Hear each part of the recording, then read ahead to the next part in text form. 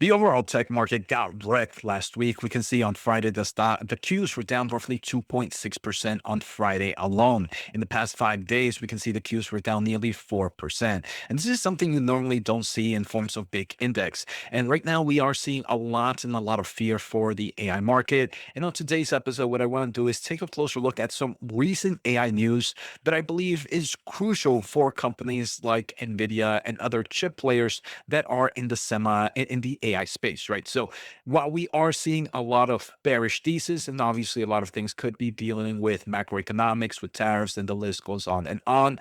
For long-term investors, I think what's more important is to try to understand if the thesis has changed or if there's any evidence that the thesis is getting stronger for the AI industry. And I believe the thesis is getting a lot stronger. So let's take a closer look in today's episode. I want to thank The Motley Fool for sponsoring this video, and check out fool.com/Jose for the 10 best stocks to buy now. With that link, you get a promotional offer for the subscription service. Now, let's continue with today's episode. All right, so we can see Nvidia right now sitting at about $110 by the end of Friday. The stock year to date is down roughly 20%. And from its highs of a roughly 150s, the stock is down roughly 26%. So you guys know me, I'm a huge Nvidia bull, and I'm not a fan of the stock in the high 130s, 140s, 150s. I am a fan of this company below the 120 levels. And I think right now at 110, if one is bullish, and that's a very big if one is bullish and has kind of these diamond hands on the AI market, I find this stock pretty attractive. The only reason I'm not purchasing too much at these levels is Nvidia is already my number one position with over a quarter of my portfolio. Luckily for me, I did a lot and a lot of my buying when this stock was much cheaper. But if I didn't have a position, these would be levels where I wouldn't mind dollar cost averaging more and more over time. So we are hearing kind of these thoughts that the AI market is over, right? The over demand of GPUs or these data centers is going to create an AI bubble. But then one of the leading AI companies, OpenAI, and their CEO, Sam Altman, just released a pretty cool image generation tool a few days ago, earlier this week.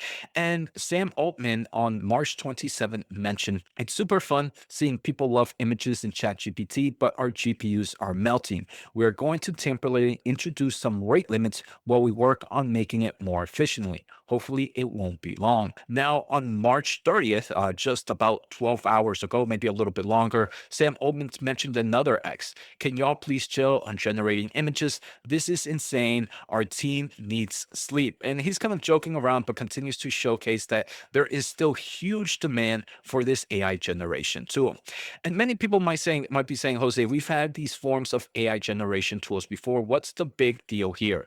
So one thing that Sam Altman and OpenAI have done is kind of, and some of the other companies, like we're going to take a closer look at Google, is kind of create these multimodality large language models where back then, right, we have Midjourney, and Midjourney is amazing for AI generation. But the strength that OpenAI and some of these other players have is they are super invested and have a lot of great solutions in large language models. So when you kind of integrate large language models in forms of text with some form of image generation and put them together, it allows the user to be able to generate images a lot easier without having to do some crazy prompt engineering. So when you start to integrate a lot of these different technologies a lot better, you're reducing the friction of usage from any other customer, right? Or from your potential customers. So in the past, you had to kind of do maybe a little bit more intensive prompt engineering for the image generation to really understand what you're doing or what you want to do. But with this kind of multimodality, what's super helpful with it is it knows what you're trying to say based on the improvements that we've seen on large language models, and it makes it a lot easier to generate the type of image that you want without having to go through this crazy prompt engineering.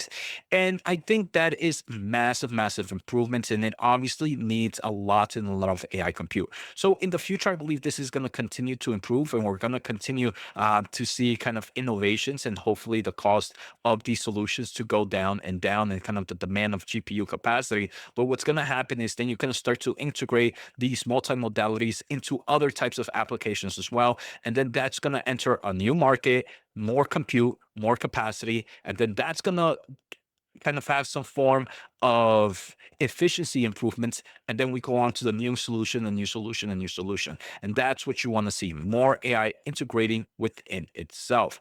So overall, I think this is very bullish, and it just showcases that we are still in the early innings of AI, because I don't know about you. I don't think AI generation is what I'm picturing with AI. I think there's so much more that can go from here. Now, talking about AI companies, very, very big, and in my opinion, kind of slept on AI company is Google Gemini, with their DeepMind, right? Google DeepMind with Google Gemini.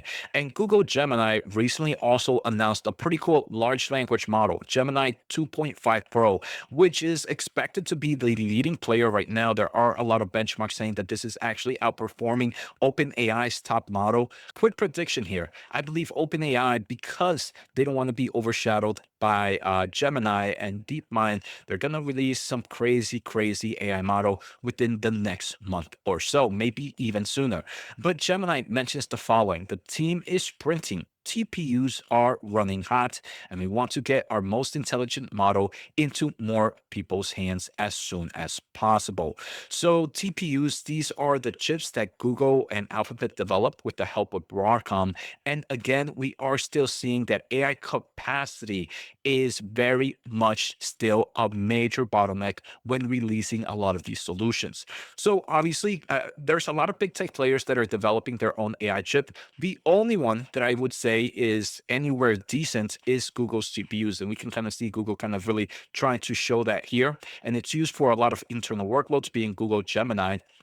Now, what I would say, this is overall bullish for the AI industry. Maybe for NVIDIA, we can kind of put NVIDIA at the side, but to the overall AI industry, very similar to what Sam Altman told us, very similar to what OpenAI told us, that the market is compute constrained right now, and TPUs are running at extreme capacity. And if we want to see this go into more people's hands, we're going to need a lot more capacity if we don't want things like rate limits, and we just want ease of use no matter what type of customer. So overall, I think Gemini and OpenAI are telling us the most bullish scenario for the AI industry and for AI capital expenditure. Now, if you want to learn more about the semiconductor market, definitely check out whatthechiphappened.com. I focus about semiconductors, AI, and the software industry, completely free. The link is down below. Now, let's kind of go back here with Gemini, right? So what I mentioned, this is, in my opinion, very bullish for the AI industry as a whole. Maybe it showcases that Google is really kind of able to have a little less dependency on Nvidia, like a company like OpenAI. Now, that real question, in my opinion, is are we going to continue to see this, right? Nvidia is developing their Blackwell solution and their AI chips at rapid pace, and we're seeing massive innovation gains. Will and Google be able to be okay with just using TPUs a lot for some of their internal workloads, or will we see Google shift a little bit more to GPUs as the GPUs are providing better performance overall? So nothing right now. I don't think anything has been seen as a bearish star. I do believe that now there is that bullish scenario that within the next few months, we can see Google actually saying, you know what, TPUs are nice, but these GPUs are just far amazing. Maybe we should increase our purchasing of them at the moment, at least.